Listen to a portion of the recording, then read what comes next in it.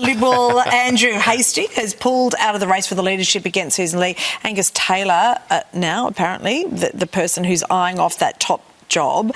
This has been a sort of fascinating and terrible thing to unfold, and often picking very strange timings to do things.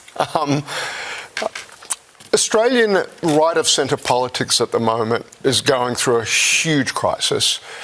I keep coming back to the fact that for the last 10, 15 years, it's been the junior coalition partner that has, as a practical matter, dragged the more senior partner off-centre to the right. And I think David Littleproud, trying to keep his job inside the National Party room, has insisted on things. And by the way, leaders before him, this has been a long time in the making, has dragged the Liberal Party to the right.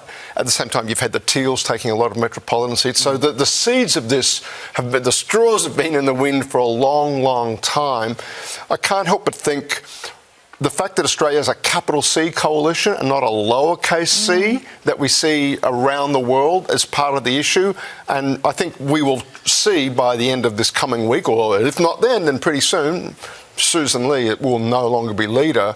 But what comes after that?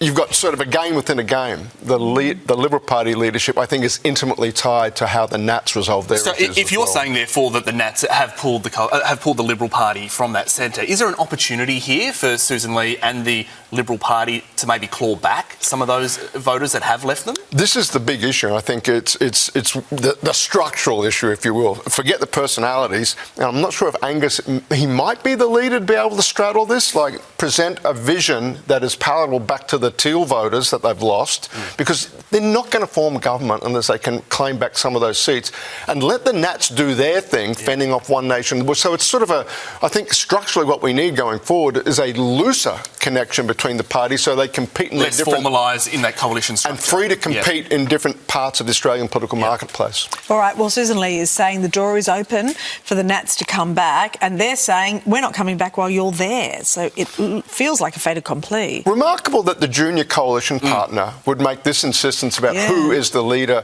but that's kind of what it's come to. The fault lines are so severe on the right of Australian politics at the moment. That line's drawn. Thank you, Simon. Thank you. Pleasure.